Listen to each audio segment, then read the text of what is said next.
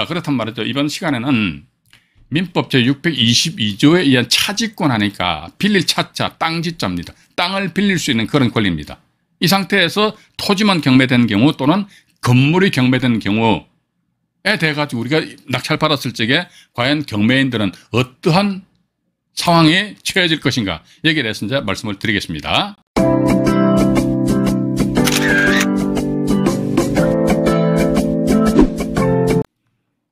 2022년 7월 8일입니다. 금요일이네요. 경매 라방 제102강입니다. 생생경매는 346쪽에 있다. 이 정도 이해하시고요. 법정지상권 관련 케이스 분석에서 오늘 아마 세 번째 시간인 것 같습니다. 특히 이제 민법 제622조에 의한 건물 등기에 있는 차지권의 대항력. 그냥 말이지 그냥 막 이런 다른 채널에서 보면 말이죠. 경매하면 막 완전히 막 초절정 대박 난다 그러는데 뭐 여기 안정현 경매 TV 보면 뭐 맨날 그러면 뭡니까 그냥 어려운 법조문 이것만 뭐 디립다 이야기해서 말이야. 어우 짜증나. 그렇게 생각하시는 분 계시죠, 그죠? 근데 지금 현재 보면요, 이런 것도 기본적으로 알아 놓으셔야 되지 않겠느냐 하는 그런 생각을 가지게 됩니다. 예. 제가 간혹가다 이제 그 경매 죄송합니다 이게 네. 간혹가다 이제 전화로 상담을 하다 보면요. 뭐 예를 들자면은 어떤 그 주거용 부동산인데 그 주거용 부동산에 무슨 선순위 가처분이 있다든지 또는 뭐 유치권 신고가 되어 있다든지 이런 유형의 물건들이 있거든요. 그런 물건에 입찰 들어가시려고 그러더라고요. 그래서 저도 저 나름대로 이제 성실하게 전화상으로 답변을 해드립니다만은 말미에 이제 꼭 이렇게 뭘 여쭤봅니다. 근데 혹시 저기 경매 하나 낙찰 받으셔가지고 A에서 Z까지 전체적으로 내가 한번 경험을 해보신 적 있습니까? 그러니까 없대요. 그런데 순순히 가처분 있다. 이걸 과연 어떻게 건드릴 것이냐 이거죠, 그죠? 예. 근데 그런 걸 건드리기 위한 전초전으로서 이건 제가 말씀드리는 게 제 말씀의 당위성을 주장하는 게 아니에요. 그러니까 여기에 대한 판단은 우리 시청자 여러분들이 알아서 판단하시라고. 제가 야 이건 법 조문 알아야 되고 판례를 알아야 됩니다. 근데 시청자 여러분들이 제 말씀 들어보시고 아니야 저 이제 안정이 뻥이야 그러시면요 그 채널 구독 취소하시면 됩니다. 간단합니다. 맞지 않습니까? 근데 제 개인적인 생각으로는 저도 나름대로 한 30년 더 됐어요. 이 경매 바닥에서 뒹구른 지가. 저도 처음에 경매 입문할 적에는요, 똥인지 된장인지 찍어 먹어도 모르는 그런 시절이 있잖아요. 경린이 시절. 예. 그때는 뭐 얼떨결에 어떻게 하다 보니까 말 그대로 황소 뒷걸음질 치다가 깨구리 잡는 그런 식이라. 예. 그러다 보니까 그 당시에는 깨구리 잡아 돈 버니까 이게 경매구나. 근데 세월이 지나면서 천천히 보니까 이건 아니더라. 야, 그때 참 운이 좋았구나. 운이 좋았구나라는 그런 생각을 지금 많이 하고 있거든요. 그래서 지금 제가 경험했던 것을 토대로 해가지고 이거 기본적으로 언제까지 이제 컨설팅 회사에다가 의뢰하시고 언제까지 경매 좀 잘하는 분들한테 나름대로 SOS 치실 겁니까? 그건 아니잖아요, 그죠? 때가 되면 내 혼자서 법원 경매는 저는 그렇게 봅니다. 여러분들이 이렇게 공부하시는 이유는 뭐냐, 이게 스스로 나름대로 독단적으로 판단하고 입찰 투자 결정을 하는 그런 자생력을 키우기 위한 하나의 과정이다 저는 그렇게 보고 있습니다. 그렇지 않습니까? 그런 측면에서 가지고요, 나는 주택만 할 거야 그러면 법칙은 필요 없어. 전 그건 아니라고 봅니다. 전체적인 것을 다 아우러 가지고 내가 다 알고 있는 상태에서, 그죠? 그래야지만 나름대로 응용을 할 수가 있고 뭐 예를 들자면 제가 방송하는 중간에 제 말씀을 들으시면 좀, 저 사람 좀 비도덕적이다라고 생각하시는 분들도 계실 것 같습니다만은, 대항력 있는 임차인 보증금 안 주는 방법은 뭘까요? 유치권 있는 물건 낙찰받았습니다. 그 유치권자를 골탕 먹이면서 유치권을 무력화시킬 수 있는 방법이 뭘까요? 그죠? 이런 거 알아야 될 거 아닙니까? 그죠? 그냥 단지 유치권은 가짜가 많대. 이렇게 단순 무식하게 접근하시면 안 된다니까요. 그러니까, 확실하게 모르면 입찰 참여를 안 하시는 것이 오히려 돈 버시는 겁니다. 저는 그렇게 말씀드리고 싶거든요. 자, 그렇단 말이죠. 이번 시간에는 민법 제622조에 의한 차지권 하니까 빌릴 차자 땅지자입니다. 땅을 빌릴 수 있는 그런 권리입니다. 이 상태에서 토지만 경매된 경우 또는 건물이 경매된 경우에 대해 가지고 우리가 낙찰 받았을 적에 과연 경매인들은 어떠한 상황에 처해질 것인가, 여기에 대해서 이제 말씀을 드리겠습니다. 자, 여기 제가 잠깐만요. 요 판서를 조금 해드릴게요. 이건 보시니까 민법 622조입니다. 이것도 아마 제가 그 지난 98강, 99강, 100강, 101강에서도 언뜻 언급을 해드린 것으로 기억이 나는데요. 건물의 소유를 목적으로 한 토지 임대차. 그러니까 주택만 임대차 계약 체결하는 게 아니죠. 땅도 임대차 계약 체결할 수 있습니다. 그러니까 땅에 토지 임대차 계약 체결한다? 그러면 채권 계약이잖아요. 그죠? 근데 남의 땅을 빌린다. 그런데 내가 어떻게 지상권 설정한다? 물권 계약이잖아요. 그죠? 주택도 마찬가지입니다. 주택 내 임대차 계약 체결한다? 채권 계약입니다. 근데 내가 주택에 대해서 전세권 설정한다? 물권 계약이잖아요. 그죠? 이렇듯이 토지 임대차는 이게 일이면 토지 임대차. 건물만 임차권 등기, 임차권 등기가 있는 게 아닙니다. 토지도 뭐 임차권 등기 위해서요. 토지를 임차한다. 그러니까 임차권 등기. 그러니까 이를 등기하지 않은 경우, 토지 임차권 등기를 하지 않은 경우에는 임차인이 그 지상 건물을 등기한 때는 토지 임차권 등기를 한 걸로 본대요. 이것이 대법원의 판단입니다. 일단 한때는입니다. 이 지상 건물을 등기한 때는 제3자 다른 사람에 대해서 임대차의 효력이 생긴다. 이게 뭐냐? 이것도 간단하게 말씀드릴게요. 여기에 토지 소유자가 A고요. 건물 소유자가 B입니다. 그런데 A와 B와의 관계는 어떻게 되느냐? 우리는 단순하게 토지 건물 소유자가 틀리니까 법정 이상권이냐? 이렇게 바라봐서는 안 된다 이거죠. 그죠? 근데 봐가지고 A와 B와의 관계는 어떤 관계냐? 토지 임대차 계약 체결했대요. 그러고 나서 토지 임차인, B 사람은 이제 토지 임차인입니다. 그럼 A는 어떻게 됩니까? 토지 임대인이 되자는 거죠. 예. 이런 사실적인 관계에 토대로 해가지고 토지 임차인인 B 명의로 지상 건물을 등기를 하면은 그땐 제3자라는 것이 뭐냐니까. 이게 이렇습니다. 등기한 상태에서 만약에 토지가 말이죠. C한테로, 만약에 땅이 경매에 넘어왔다 이겁니다. 토지가. 땅만 경매에 넘어올 수도 있잖아요. 그죠? 예.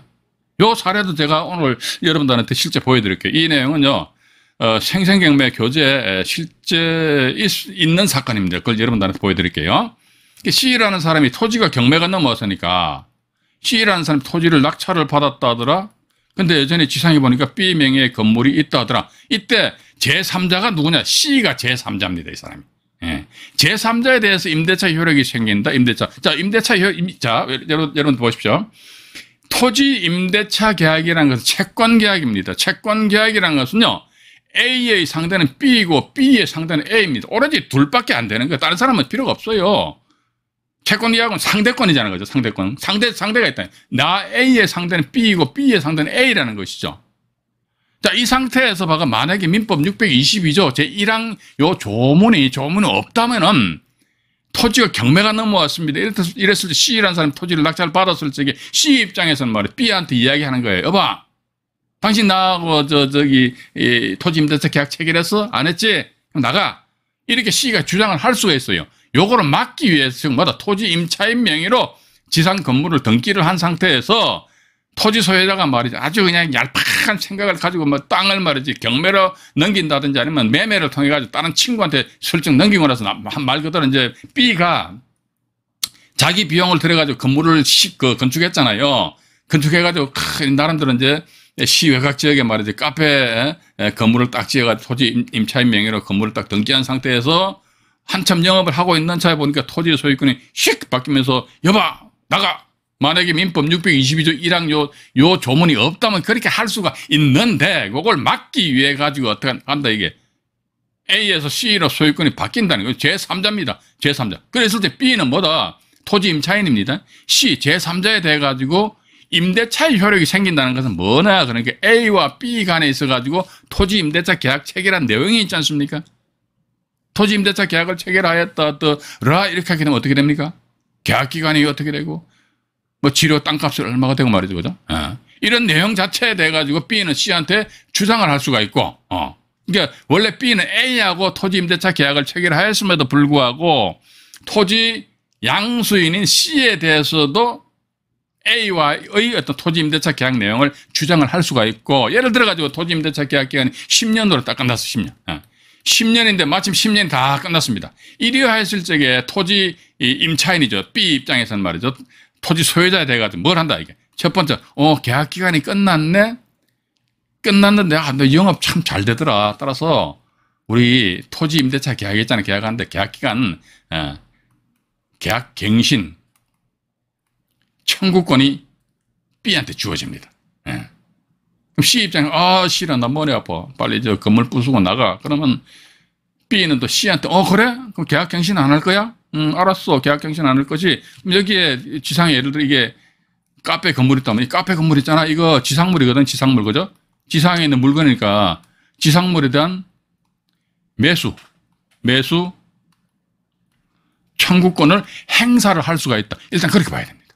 그렇기 때문에 우리가 단순하게 토지와 건물 소유자가 틀리니까 이게 법칙권, 관서법상의 법칙권 이런 식으로 판단해서는 안 된다는 겁니다. 그죠? 일단 그렇게 보시면서 또 이 양을 보니까 건물이 임대차 기간 만료 전에 멸실 또는 후폐라는 것이 말이죠. 이게 그 인터넷 들어가가지고 이 내용을 보니까 썩어서 소용이 없게 된 보니까 아마도 폐허. 그러니까 멸실됐다. 건물이 멸실됐다는 것은 전항의 효력을 잃는다는 게 임대차를 예를 들어가지고 지상 건물이 있었는데 건물이 확 부서져 버렸어. 이 상태에서 토지가 소유권이 바뀌었다. 이랬을 적에 어쨌든 B라는 사람 짠 나타나가지고 임대차 계약에 임대차 효력을 주장할 수 없다는 것입니다. 이 건물 이 자체가 온전하게 존속돼야 된다는 거 일단 그렇게 좀 이해를 하시고 여기에 덧붙여가지고요. 덧붙여가지고 제가 다음 페이지로 넘어가겠습니다. 넘어가서 보니까 이게 제가 조금 전에 말씀 안 드렸습니까? 토지 임대차 계약 해가지고요. 이 보시게 되면 이제 임대차 계약 기간이 끝났습니다. 끝났을 적에는 건물 소유자 겸 토지 임차인이죠. 이 사람은 계약 갱신 청구권을 주장을 할 수가 있고, 다음 두 번째 어떻게 지상물에 대한 매수 청구권을 행사할 수 있다. 이게 민법 643조에 나와 있답니다. 토지 임대차 계약뿐만이 아니고요. 지상권의 터잡은 지상 건물 있잖아요. 지상권자 명의로 건물 등기했다. 지금 요거는 이제 채권 계약이거든요. 채권인데 물권 계약에 터잡아가지고 건물이 있다 이거죠. 이러하였을 적에도 지상권 설정하게 되면 지상권 설정 기간이 있단 말이죠. 예를 들어 지상권 설정 당신 땅 5년 동안 쓰자. 5년 기간이 끝났습니다. 이랬을 적에 계약갱신하자. 또 이렇게 할 수 있어요. 토지 소유자 머리 아파. 그럼 알았어. 지상물 있잖아. 요거 있잖아. 현존하는 지상물 이건 당신이 매수해라. 이런 식의 주장을 할 수가 있다면 이게 강행 규정이랍니다. 근데 구체적으로 이것이 계약갱신 청구권 이것은 당연히 이제 구두상으로 이야기할 수 있는데 물론 이제 보다 확실하게 하기 위해서 요즘 같은 문자로 많이 보내고 하잖아요. 그죠? 근데 지상물에 대한 매수 청구권에 대했을 적에 지상 건물이 있는데 이 건물에 대한 매수 청구한다고 하니 도대체 이게 건물에 대한 가치를 어떻게 평가하는지 요 관계에 대해서 저는 확실하게 모르겠습니다. 그래서 이건 이제 나중에 또 이건 감정평가사들이 평가를 하는 것인지 이런 부분에 있어가지고 또 이제 제가 구체적으로 알아가서 우리 시청자 여러분들에게 전달해 드리도록 하겠습니다. 여기 보니까 토지 임차인 을입니다. 을이죠, 을. 을은 민법 622조에 건물의 소유를 목적으로 한 토지 임대차는 1월이 토지 임대차 계약입니다. 등기하지 아니한 경우에도 임차인이 요게 포인트예요. 그 지상 건물을 등기한 때에는 지상 건물을 등기한 때에는 제3자에 대하여 제3자니까 병이잖아요. 병. 임대차 효력이 생긴다. 규정에 의해서 토지 낙찰자 병에게 토지 임대차를 주장을 할 수가 있다. 일단 그렇게 이제 이해를 좀 하시면서 말이죠. 분필 색깔을 조금 바꾸겠습니다. 여기 보니까 이제 갑과 을 간의 관계다. 자, 그럼 여기서 이제 이 방송을 보신 분들 중에서 좀 약간 의구심을 가지시는 경우도 있을 것 같아요. 자, 그럼 토지와 건물 소유자 틀리다. 그러면 또 어떤 경우 법정지상권이고 어떤 경우는 관습상의 법정지상권이고 말이지. 어떤 경우는 약정지상권이고 어떤 경우는 민법 622조의 차지권이냐 말이죠. 나 도저히 헛갈린단 말이죠. 맞잖아요. 그죠? 그런 의구심을 여러분 가지셔야 됩니다. 그렇다면 이건 뭐다 봐가? 이건 부동산 등기부 등본 아니십니까? 부동산 등기부 등본 찬찬히 보시라 그죠? 부동산 등기부 등본 보시니까 제가 지난 101강인가요? 엄마 땅 아들 그랬죠. 그 등기부 등본 보면요. 엄마가 이렇게 토지 건물을 가지고 있다가 멸실하고 나서 아들 명의로 등기했다. 이거 전부 다 부동산 등기부 등본상에 나오는 내용이란 말이죠. 근데 여기 보니까 저당권을 설정하였다더라. 토지가 경매가 넘었는데 이 저당권자가 담보권 실행해서 임의경매 신청하였다. 아, 요거 보니까 법정지상권이구나. 그죠? 또 이게 이제 성립 요건을 가지고 이야기하는 겁니다. 관습상의 법정지상권은 뭐냐, 이게. 토지 건물 소유자가 동일한 상태에서 토지 또는 건물이 매매나 강제경매, 공매, 요가 이제 성립 요건이거든요. 등에 의해서 소유권이 바뀌었을 경우, 근데 지상 건물을 철거한다는 특약이 없었다면 이런 식으로 조건이 붙어 있습니다. 그렇다면요, 민법 622조에 의한 차지권 요것은 어떤 경우에 우리가 확인할 수 있느냐. 그러니까 이것도 역시 마찬가지. 등기부등본 보자 이거죠. 토지 소유자는 갑입니다. 뭐 제가 조금 전에 말씀드렸습니다만은 법정지상권이나 관습상 법정지상권 등의 이런 성립 요건과 전혀 관계없어요. 단지 땅 소유자는 갑이야. 그리고 건물 소유자는 어리다. 제가 또 왜 이런 말씀 드리냐면은 실제 민법 622조 차지권에 의해서 지상 건물이 존재를 하지 않음에도 불구하고 이렇게 짜맞추기 식으로 이렇게 맞출 수가 있잖아요. 한마디로 짜고 치는 고스톱을 해가 칠 수 있지 않습니까? 해가지고 이 토지를 낙찰받은 병에 대해가지고 역으로 공격을 할 수 있지 않느냐. 저는 그렇게 보고 있습니다. 제가 만약에 이런 당사자라면요, 전 충분히 이렇게 한번 해보고 싶어요, 저도. 그래서 말 그대로 토지 임대차 계약이라는 것은요, 바가 등기, 토지 임대차 계약은요, 나중에 얼맹이로 건물 등기했잖아요. 등기한 상태에서 나중에 일이 터졌을 적에 임대차 계약서 하나 써요. 토지 임대차 계약서. 그죠? 이게 지금 제가 이렇게 말씀드리는 것이 불법을 조장하는 게 절대로 아닙니다. 이러한 여지가 상대방에서 치고 들어올 여지가 있기 때문에 우리는 사전에 그걸 어떻게 막아야 되는 그런 관점에서 이게 알아야 된다는 것이죠. 그죠? 그럼 토지 임대차 계약서를 나중에 일 다 터진 상태에서 토지 임대차 계약서를 작성해요.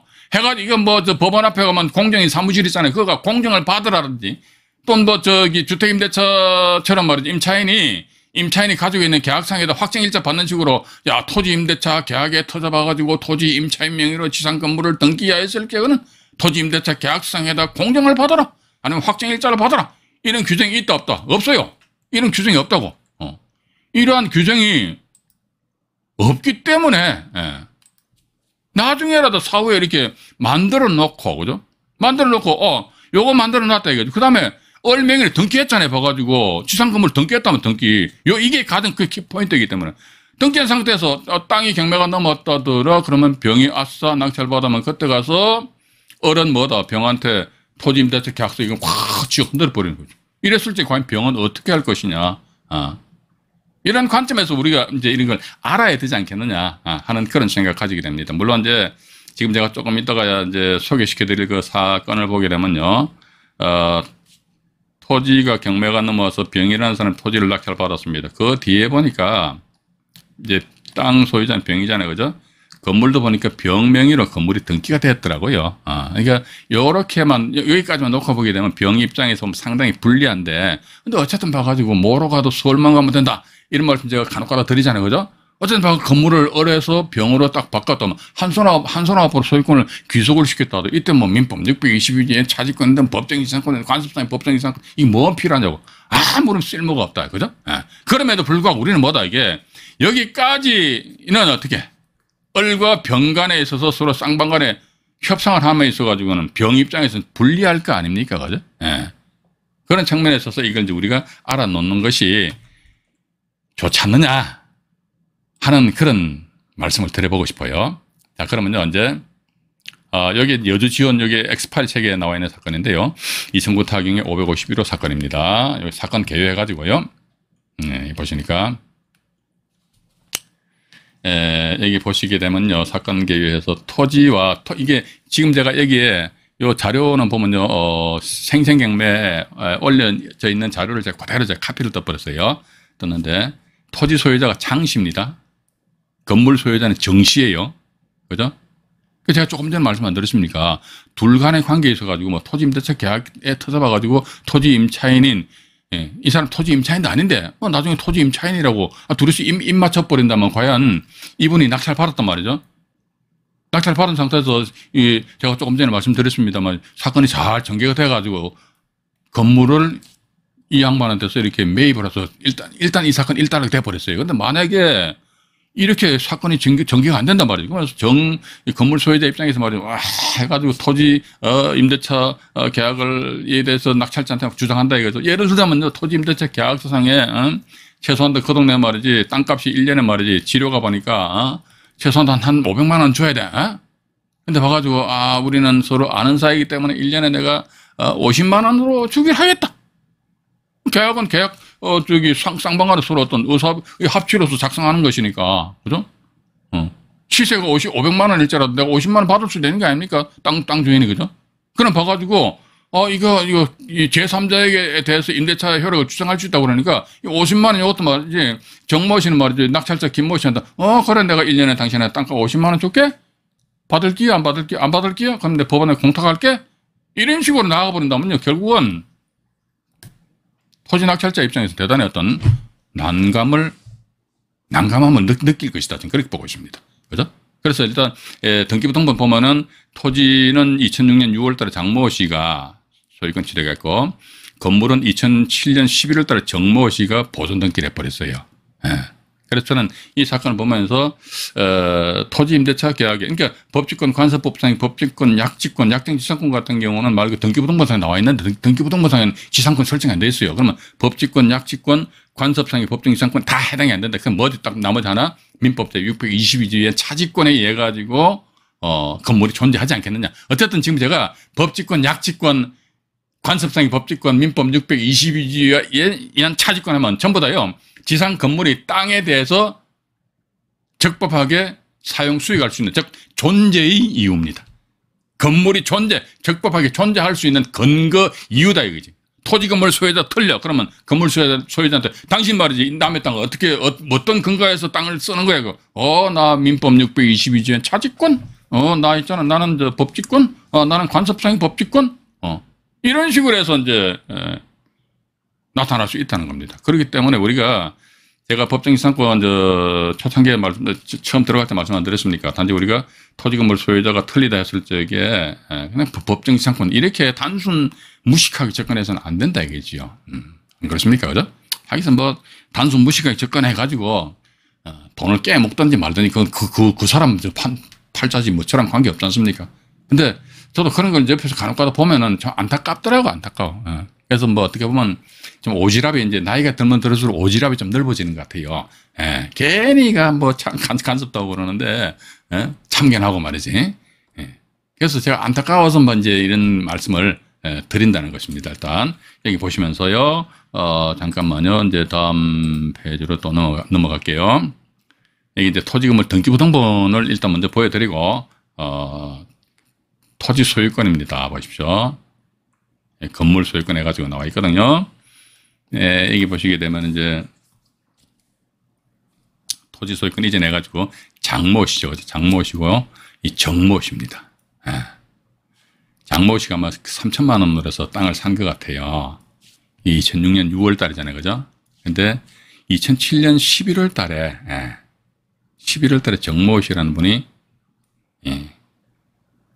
여기 건물입니다, 이거. 지금 요 내용은, 제가 원래 제 컴퓨터에 본 그 사건의 등기부등본이 등재가 되어 있었는데, 작년인가 재작년에 해가지고, 컴퓨터 웜 바이러스인 거예요. 그게 확 감염이 돼버려가지고, 모든 자료가 샥 다 날아가 버렸어요. 그래가지고, 요 내용은 뭐냐면 지금 제가 쓴 생생경매 그 파일은 살아있기 때문에 그 파일 내용에 안에 있는 그 등기부등본을 제가 이렇게 캡처를 뜬 겁니다. 근데, 소유권 이전과 소유권 보존 이렇게 됐단 말이죠. 그죠? 그러니까, 땅은 장씨고 건물은 정씨다. 주민등록 뒷번호도 이거 보니까 장모 씨는 여성분이네요. 2번이잖아요. 정모 씨 같은 게 1번이잖아요. 그죠? 그러니까 남성분이더라. 일단 그렇게 되어 있습니다. 그래서 제가 분명히 말씀드렸습니다.